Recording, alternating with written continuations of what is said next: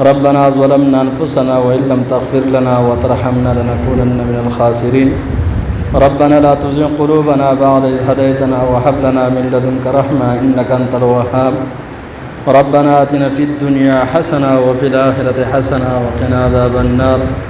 وقنا عذاب القبر وقنا عذاب الحشر وقنا عذاب الميزان وقنا عذاب سكرات الموت وقنا عذاب الفقر يا عزيز يا غفار وهذه الجنة مع الأبرار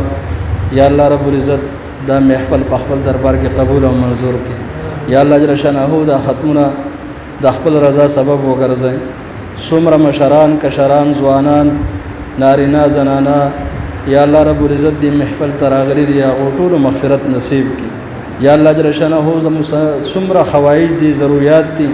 یا الله رب العزت فایبان عالم یا زم دا ضرورت او حوایج د خپل دربار نه قبول او منظور کی یا الله جل شانه زمون ناراضی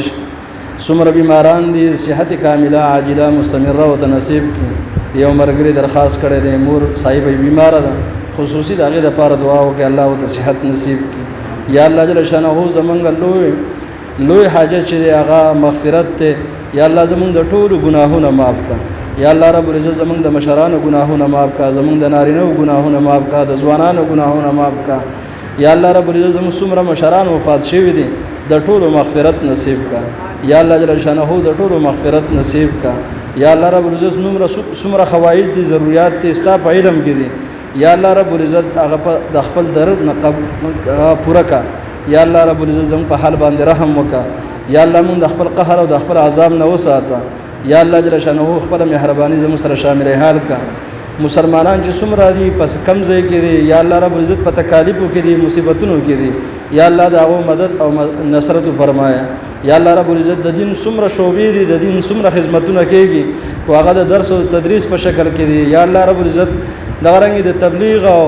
د نشر او اشاعت په دغه کې دي یا الله رب العزت څومره تصنیفات دي سدي یا الله رب العزت د خپل مدد سره شامل حال کا یا الله زمون ناراضی شه زمون گناهونه معاف کا دا محفل یا الله جل شانه چې کوم مرګرو قائم کړي دي یا الله جل شانه دې ته دوام نصیب کا یا الله ترقی او نصیب کا یا الله جل شانه دا جماعت دا مدرسه د ملک په نامورو مدرسو کې شامل حال کا یا الله جل شانه زمون ناراضی شه زمون گناهونه معاف کا یا الله جل شانه خپل فضل او کرم سره شامل حال